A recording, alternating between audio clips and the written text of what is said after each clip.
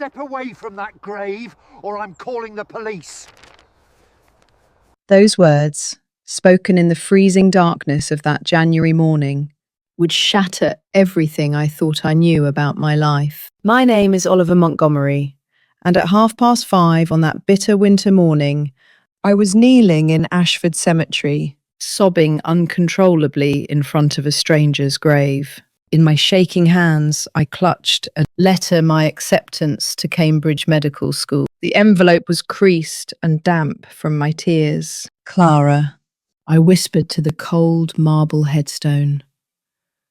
I did it. I finally did it. The grave belonged to Clara Harrington, a young woman I'd never met, never spoken to, never even seen a photograph of until that very moment. Yet for 7 years, she'd been more of a mother to me than anyone alive. You see, my real mum died when I was 15, leaving me with nothing but a mountain of debts and a father who preferred the bookies to his own son. I was alone, terrified, and certain I'd end up just another statistic from East. End another bright lad whose dreams died in a council flat. Then, one morning, an envelope arrived. Inside was 200 and a handwritten note on cream-coloured stationery. I believe in your dream. Don't give up, Oliver. You can do this.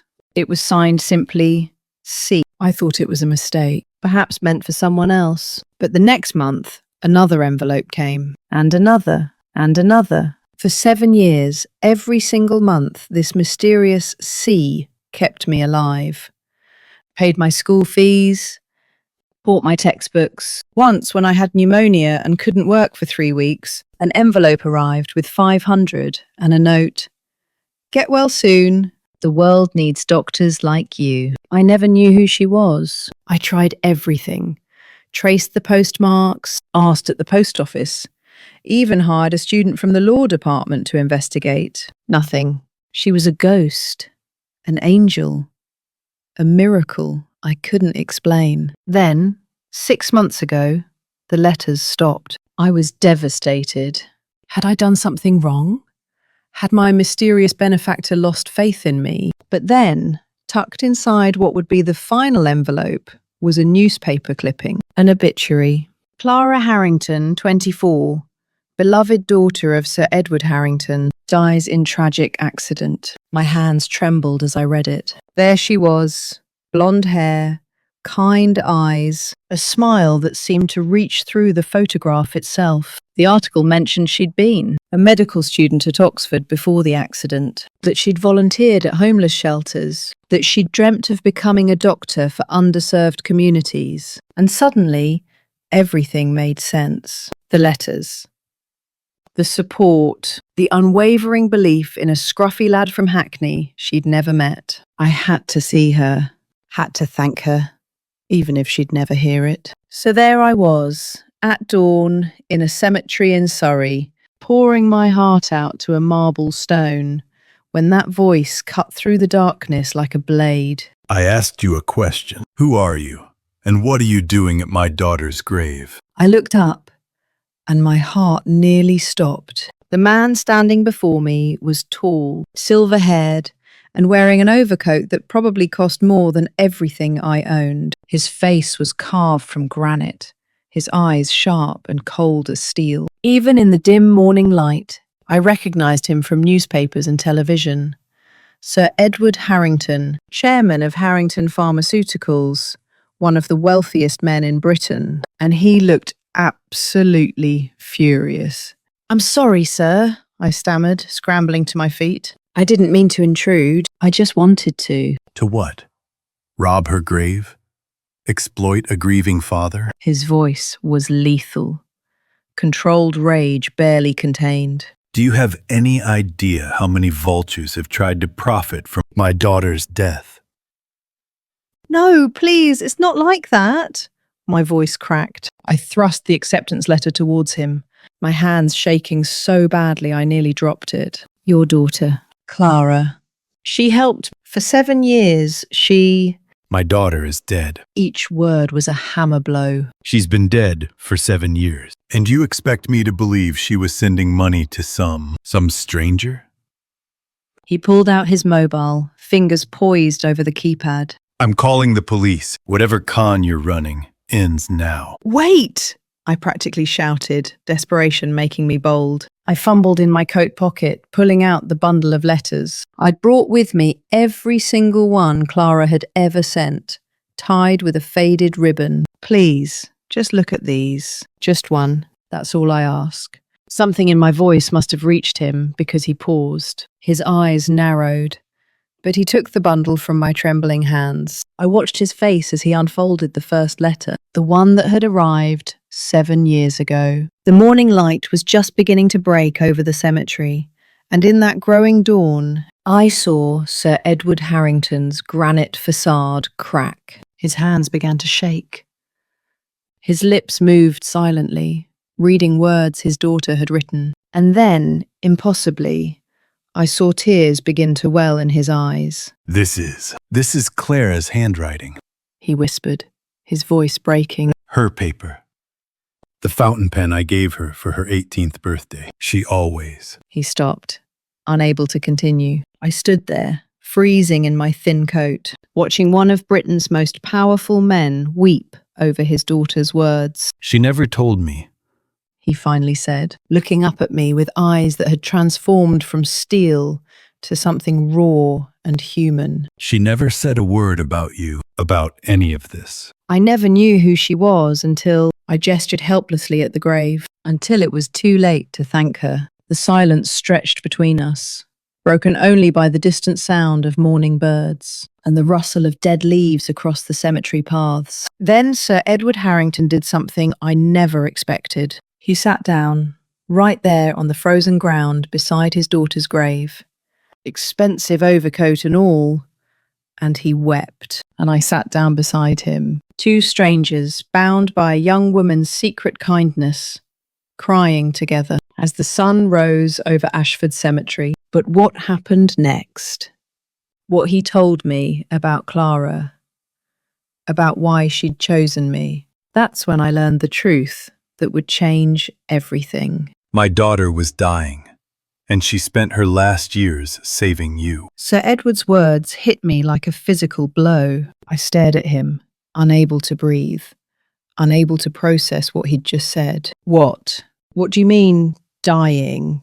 He looked at me with eyes that had seen too much pain, and slowly, carefully, he began to unfold a story I never knew, a story that explained everything and broke my heart all over again. Clara was diagnosed with leukemia when she was 17. He said quietly, his voice thick with emotion. The doctors gave her 5 years at most. She insisted on living normally, finishing her medical studies at Oxford. She made me promise not to tell anyone, not her friends, not her professors, no one. My hands went numb. All those letters, all that hope she'd given me, and she'd been. She was ill the entire time she helped me, I whispered. Edward nodded, pulling out a worn leather wallet from his coat. From it, he extracted a small photograph protected by a plastic sleeve. He handed it to me with trembling fingers. It was Clara, sitting in what looked like a hospital room, wearing a headscarf and a radiant smile, writing something in a notebook balanced on her lap. This was taken 3 years ago, Edward said. She'd just finished her chemotherapy session. Do you know what she was doing? I shook my head, tears already streaming down my face. Writing to you. She told the nurse she had to finish your letter before the medications. Made her too tired. She never missed a month, Oliver. Not once. Even when she could barely hold a pen. I couldn't speak, couldn't think. The weight of her sacrifice crushed down on me like a physical thing. But why? I finally managed. Why me? She didn't know me. I was nobody. Just some poor lad from East End who... Let me show you something else, Edward interrupted gently. He reached into his other pocket and pulled out a diary. Clara's diary, bound in soft blue leather, worn at the edges from constant handling. He opened it to a page marked with a ribbon and began to read aloud. 15th March, 2018. Today I met the most extraordinary boy at the homeless shelter. His name is Oliver Montgomery, and he was there with his mother, collecting food parcels. But unlike the others, He had textbooks with him. Biology, chemistry, mathematics. While his mother queued, he sat in the corner, studying under the fluorescent lights. My breath caught. I remembered that day. Mum had been so ashamed, so broken, and I'd brought my schoolwork because I couldn't afford to waste even an hour. Edward continued reading, his voice cracking. I watched him for 20 minutes. He never looked up from his books. Not once. His coat had holes in it. His shoes were held together with tape. But his eyes burned with such determination. I asked the volunteer coordinator about it. She said his mother was terminally ill, that the boy worked 3 jobs and still maintained top marks at school. She said he dreamed of becoming a doctor. Edward paused, wiping his eyes with the back of his hand. I saw myself in him, he read on. The dream I'll never achieve. The patience I'll never save. But he can. If someone just gives him a chance. Father has billions sitting in banks. What's the point of all that money if we don't use it to save the dreamers? I was sobbing now.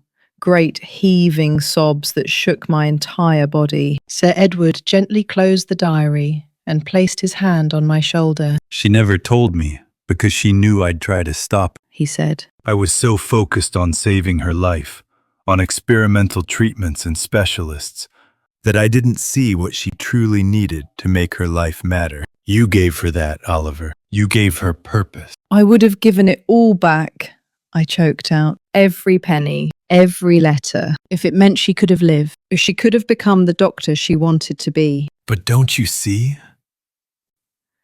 Edward's grip on my shoulder tightened. She did become a doctor. Through you, every life you save, every patient you heal, that's Clara, working through your hands. You're not just fulfilling your dream, son. You're fulfilling hers, too. The word hung in the air between us. He'd called me son. I searched for you, you know.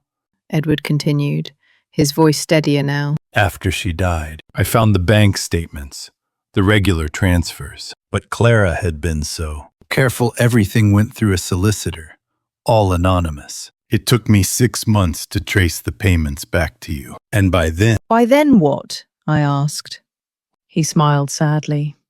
By then I was too much of a coward. I'd lost my daughter. I didn't think I could bear meeting the boy she'd loved enough to sacrifice for. I convinced myself you were better off not knowing, that I'd only bring more pain into your life. I thought of all those months after the letters stopped. The fear, the loneliness, the desperate, wondering if I'd somehow failed my mysterious benefactor. I nearly gave up, I confess. When the letters stopped coming, I thought she'd lost faith in me.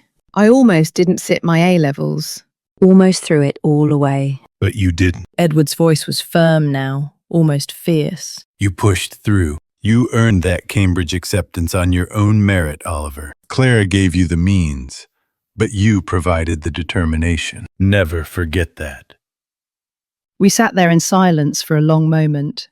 The morning sun, now fully risen, warming the frozen ground around us. She left you something, Edward finally said, reaching into his coat once more. I've been carrying it for 6 months, waiting for. Well, I didn't know what I was waiting for, but perhaps it was for this moment. He handed me a sealed envelope, thick and heavy. My name was written across it in Clara's elegant handwriting. I can't, I whispered, staring at it. I'm not ready to. You don't have to read it now, Edward said gently. But one day, when you are ready, her final words are waiting for you. I tucked the envelope carefully into my coat pocket, next to my Cambridge acceptance letter. 2 pieces of paper, both life-changing, both terrifying in their own ways. There's something else you should know, Edward said, and something in his tone made me look up sharply. He was staring at Clara's grave, his jaw tight, and for a moment I thought I saw fear flash across his face. What is it? I asked. Your father, He said carefully. Henry Montgomery. Clara wrote about him in her diary. She was worried about you, about what he might do if he found out about the money, about Cambridge. Oliver, when was the last time you saw him? My blood ran cold. I'd been so caught up in grief and wonder that I'd forgotten. Forgotten the phone call I'd ignored this morning. Forgotten the voicemail that had made my stomach turn. Ollie, boy, I know about your little acceptance letter. Cambridge, eh? Fancy that. We should celebrate. Come round the flat. We need to talk about your future, about what you owe your old dad. Oliver? Edward's voice cut through my panic. What's wrong? You've gone white as a sheet. And that's when my mobile rang. The name on the screen made my hands shake. Dad. But it wasn't just my father calling. What happened next would threaten everything Clara had worked so hard to give me and reveal just how far Edward Harrington would go to protect his daughter's final wish. Your son owes us £50,000, and if we don't get it by noon today, we're taking it out of his skin. The voice on my mobile wasn't my father's. It was deeper, rougher, the kind of voice that had seen the inside of prison cells and didn't care about seeing them again. My hands shook so badly I nearly dropped the phone. Edward was watching me, his expression transforming from concern to something harder, more dangerous. Who is this? I managed to whisper. Name's Frankie. I run a private lending service in Bethnal Green. Your dear old dad came to me 3 months ago, needed cash for a sure thing at Kempton Park. Said his boy was going to Cambridge. Said you'd be worth millions one day. Used your name, your signature, forged it. Quite nicely, actually. Very convincing. The cemetery spun around me. I never signed anything. I haven't seen my father in 2 years. Don't matter much to me, son. Legal or not, he used your name. That makes you liable. 50 grand plus interest. That's 63,000 now. The voice turned cold. We know where you live. Flat 4B, Hackney Towers. We're already here, actually. Lovely place you've got. Be a shame if something happened to it. The line went dead. I stood there, frozen. The phone still pressed to my ear. 7 years. 7 years of fighting, surviving, clawing my way toward a future. And in 3 months, my father had destroyed it all. Oliver. Edward's voice cut through my paralysis. Tell me exactly what just happened. The words tumbled out. My father's gambling, the forged documents, the debt collectors at my flat. Everything I'd been running from. Everything. I tried to escape by studying harder, working longer, staying invisible. Edward's face went white with fury. Get in my car. Now. Sir, I can't ask you to. You're not asking. I'm telling. He was already striding toward the car park, his overcoat billowing behind him like a cape. Clara spent 7 years protecting you. I'll be damned if I let some 2-bit loan shark and a waste of a father destroy her legacy. 20 minutes later, we pulled up outside Hackney. Towers a grim concrete block that had been temporary housing for 5 years. Edward's Bentley looked absurdly out of place among the rusted cars and overflowing bins. 2 men stood outside my building. One was leaning against a black BMW smoking. The other was my father. Henry Montgomery looked exactly as I remembered.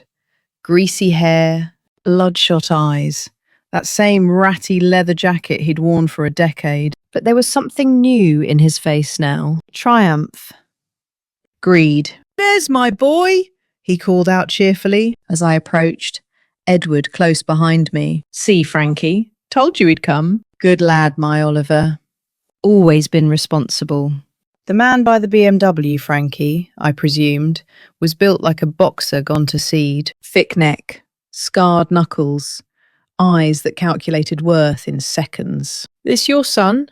Frankie asked my father, jerking his chin toward me. That's him. Cambridge boy. Going to be a proper doctor. Worth a fortune one day. He doesn't look like he's got 63,000, Frankie observed coldly. Well, not yet, but... Enough. Edward's voice cut through the conversation like a headmaster silencing a classroom. He stepped forward, positioning himself between me and the 2 men. I'm Sir Edward Harrington. Perhaps you've heard of Harrington Pharmaceuticals? Frankie's eyes narrowed. My father's face went pale. I don't care who you are, old man, Frankie said. but there was uncertainty in his voice now. This is between me and the boy. The boy is under my protection. Edward's tone could have frozen fire. And this. He gestured dismissively at my father. This pathetic excuse for a man has no legal claim to him whatsoever.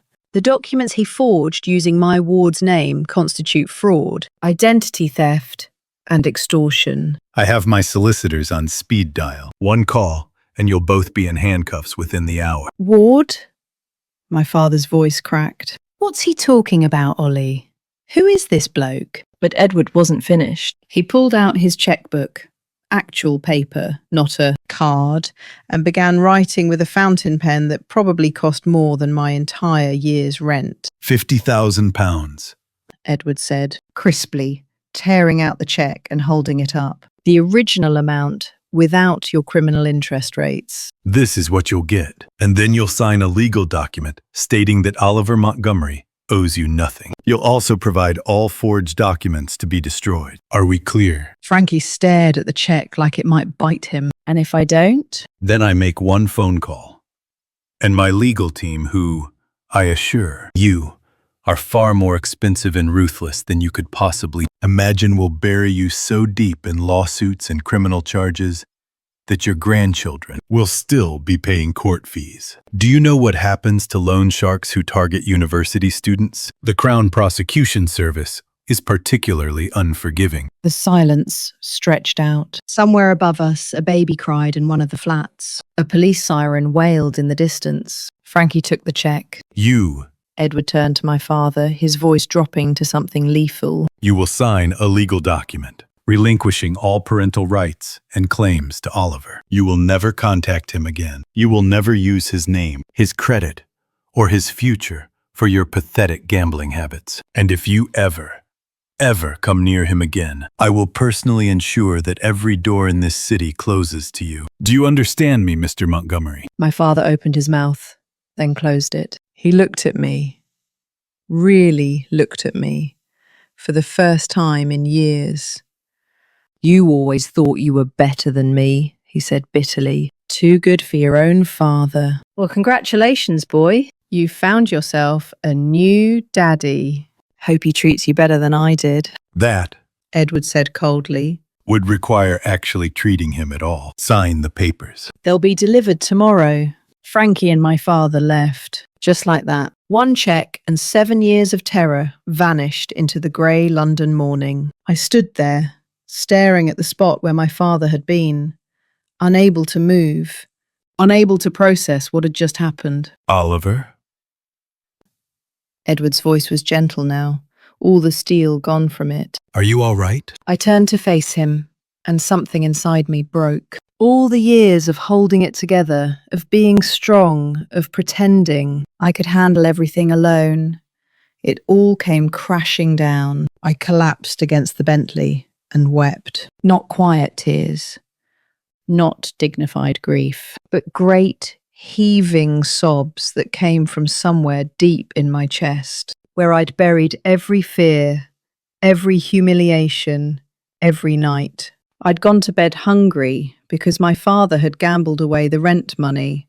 Edward didn't say anything. He simply stood there, one hand on my shoulder, solid and real and safe. I'm sorry, I gasped between sobs. I'm so sorry. I should be stronger than this. I should be able to. You've been strong for 7 years, Edward said quietly. You've carried weight no child should ever have to carry. Clara knew that.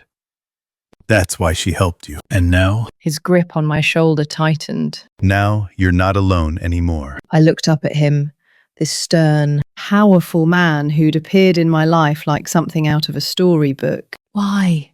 I whispered. Why would you do all this for me?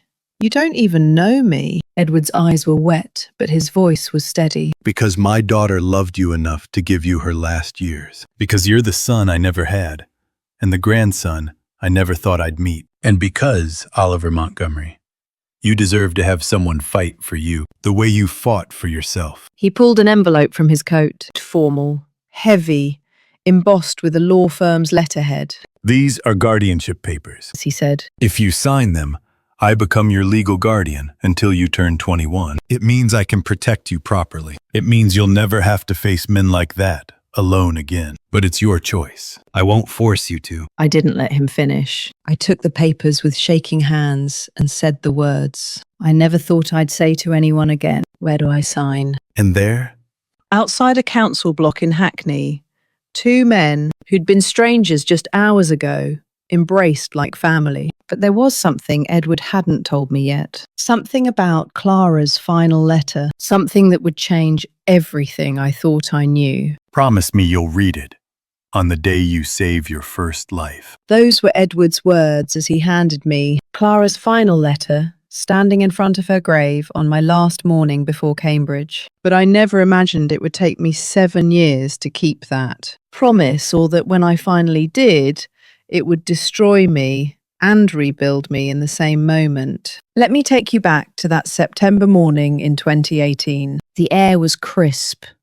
Autumn, just beginning to paint the Surrey countryside in golds and browns. Edward and I stood side by side at Clara's grave, my rucksack packed and waiting in the Bentley, my train ticket to Cambridge tucked safely in my pocket. I'd brought all of Clara's letters with me, every single one, tied with that same faded ribbon. 53 letters, 411 days of faith, hope, and love from a dying girl to a boy she'd never met. I can't leave them behind, I said, holding the bundle close to my chest. They're all I have of her. Edward smiled gently. Then don't leave them.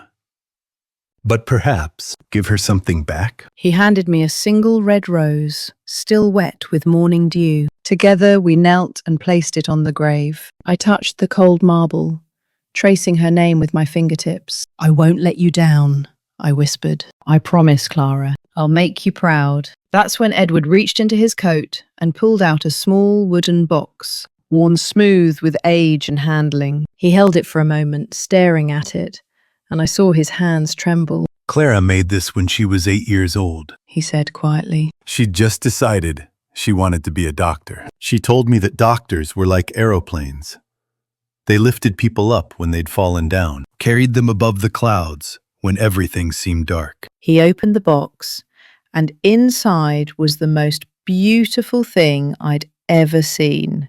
A miniature wooden aeroplane, no bigger than my hand, carved with a child's careful determination. The wings were slightly uneven, one propeller chipped, but it had been painted with such love, bright blue with silver stars dotting the fuselage. She kept it on her desk all through Oxford, Edward continued, his voice thick. even during chemotherapy, when she could barely sit up. She'd hold this little plane and tell me she was still flying, still dreaming. The nurses said it gave her strength. He placed it carefully in my hands. The wood was warm, as if Clara herself had just been holding it. Take this with you to Cambridge, Edward said. Let it remind you, you're not just fulfilling your dream, Oliver. You're carrying hers into the sky with you. I couldn't speak, could barely breathe. I held that little wooden plane like it was made of glass, of starlight, of every precious thing in the world. There's one more thing. Edward pulled out the sealed envelope I'd been too afraid to open. Clara's final letter. She wrote this 3 days before she died. She made me promise to give it to you when the time was right. But Oliver, she also made me promise something else. What?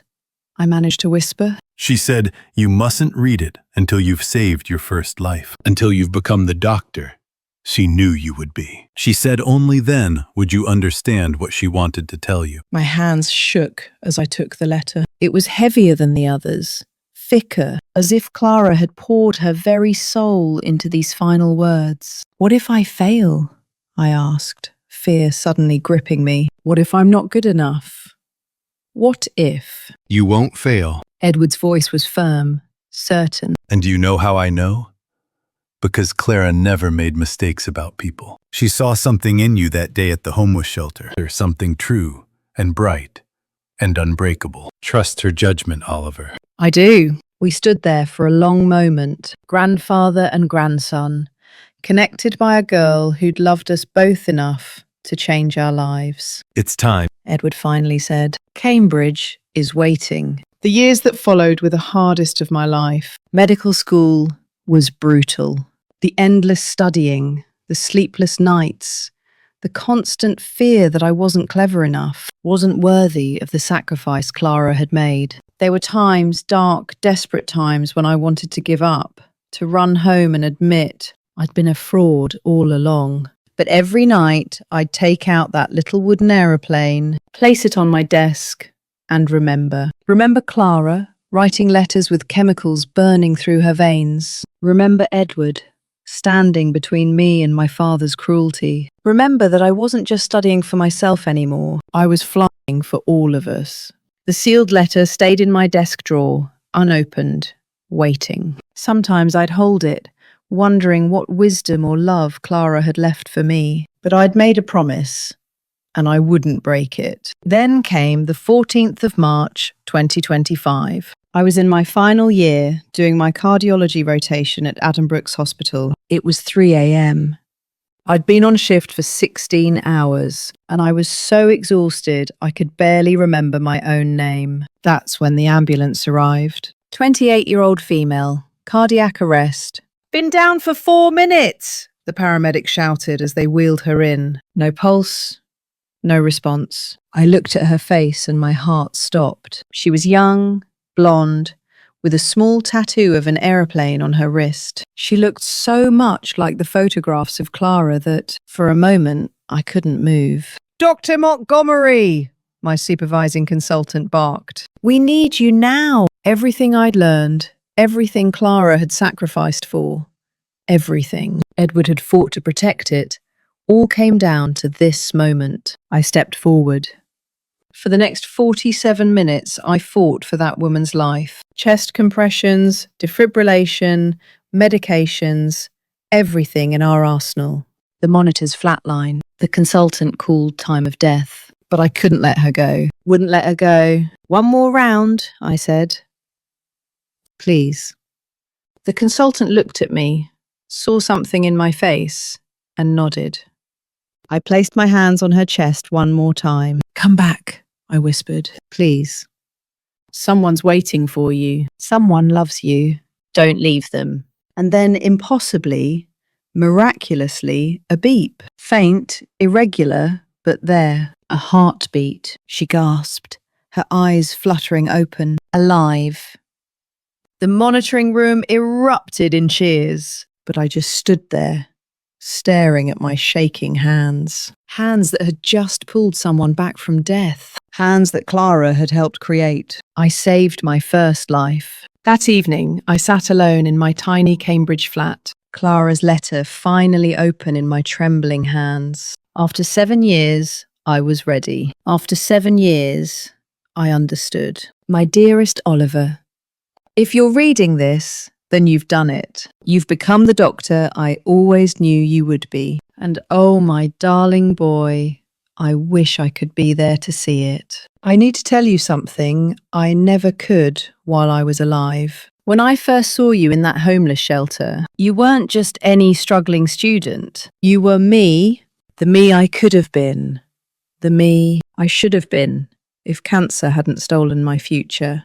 I was angry, Oliver, so angry at God, at fate, at every unfair thing in this universe.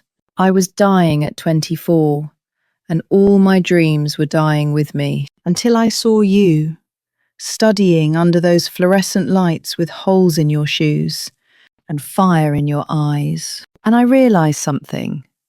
Death might take my life, but it couldn't take my purpose. Not if I gave it to someone else. Not if I made sure that somewhere, somehow, a doctor with a kind heart and determined spirit was saving the lives I never could. You weren't my charity case, Oliver. You were my legacy, my hope, my proof that even when we fall, someone else can fly. I know you've read all my letters, kept them safe. But there's one thing I never told you.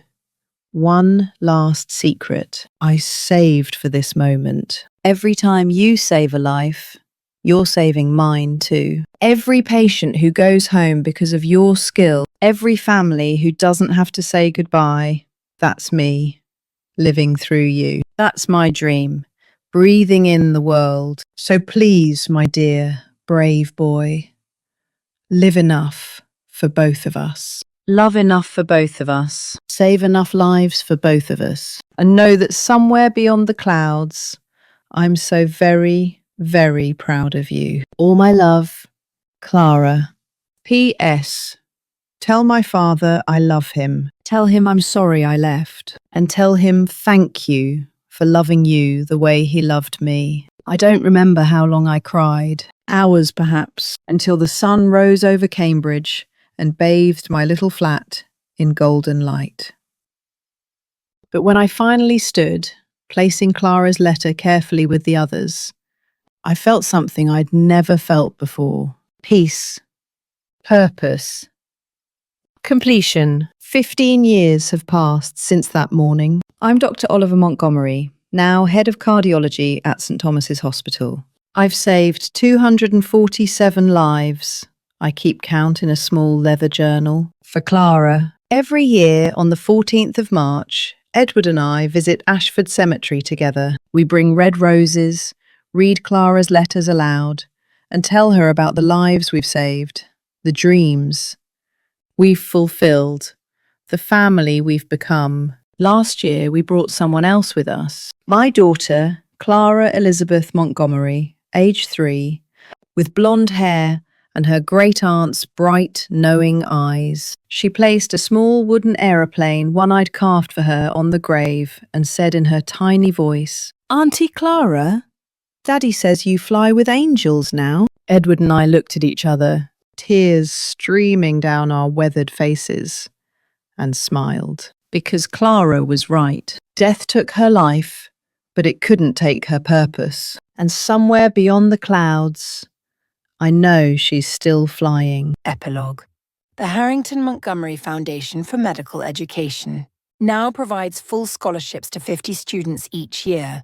50 dreams, 50 futures, 50 flights into the sky. Because one girl's love was enough to save not just one life, but hundreds. And that, dear friends, is the greatest miracle of all. Thank you so much for watching. If you enjoyed this story, please like and subscribe. Your support helps this channel grow.